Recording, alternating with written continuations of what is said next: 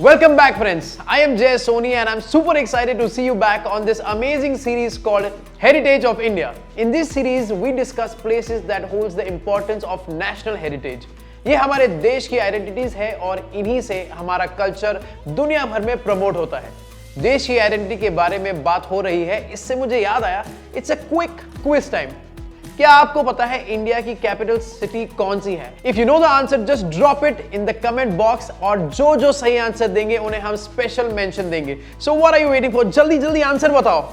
Yes, तो I am sure आप सबको ये आंसर पता होगा and it is none other than Delhi. Delhi is the capital city of India. It is a city and a union territory. Presently, it is a massive metropolitan area in the country's north. Old Delhi has a great legacy and अगर आप इसकी history के बारे में पढ़ोगे तो you will definitely find it enriching. वैसे आप सोच रहे होंगे कि मैं आज दिल्ली के बारे में इतनी बातें क्यों कर रहा हूँ। इसकी खास वजह यह है कि आज हम जिस नेशनल हेरिटेज मॉन्यूमेंट की बात करने वाले हैं वो लोकेटेड है दिल्ली में। शायद आपने इसके बारे में सुना भी होगा और आप में से कुछ लोगों ने इसे विजिट भी किया होगा क्योंकि ये काफी फेमस टूरिस्ट स्पॉट है। अब इतने हिंट्स देने के बाद शायद आप समझ ही गए होंगे। Yes, it is none other than Qutub Minar. Qutub Minar is a minaret that is a UNESCO World Heritage Site in the Mehrawali area of South Delhi, India. So let's get to know more about this place.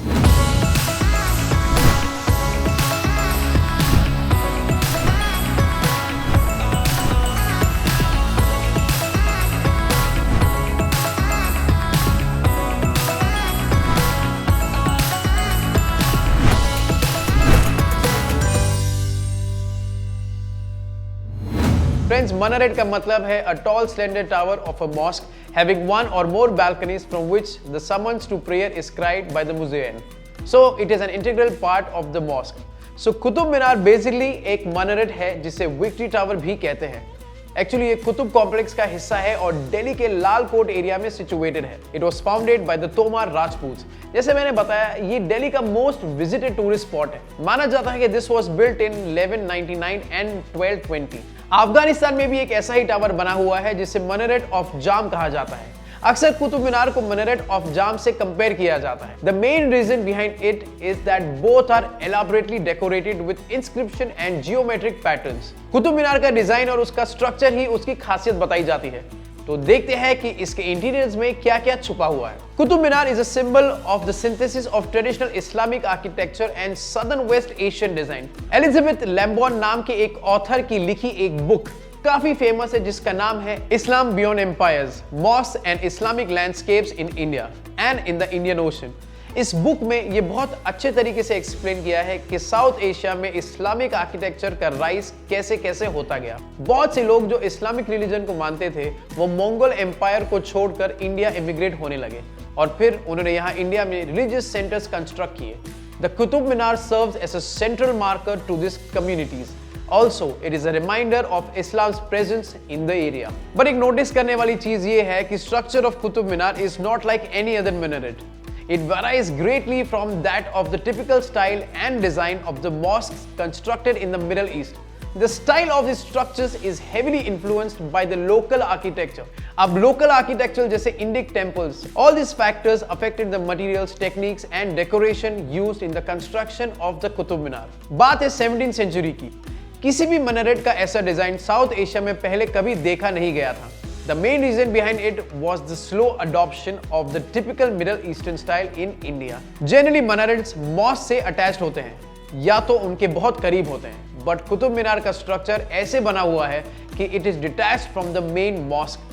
It shows how the native culture influenced the design of a Middle Eastern structure. This is why Qutub Minar is seen as the earliest and best example of a fusion or synthesis of Hindu-Muslim traditions. ऐसा वेद प्रकाश नाम के एक writer ने अपने ऐसे the Qutub Minar from contemporary and near contemporary sources में code किया है। कहा जाता है कि like many mosques built in South Asia during this time period, Qutub Minar was constructed by Hindu laborers and craftsmen. It was overseen by Muslim architects. इसलिए it's a synthesis of both Hindu and Islamic religious architecture. क्योंकि ये craftsmen Quran से unfamiliar थे। The inscription on Qutub Minar are a compilation of disarranged Quranic texts and other Arabic expressions. अब मेरे दिमाग में ख्याल आ रहा है कि इतने evolutionary monument बनने के पीछे क्या स्टोरी होगी। क्या आप भी यही सोच रहे हैं? तो चलिए इसके पीछे की हिस्ट्री ढूंढते हैं।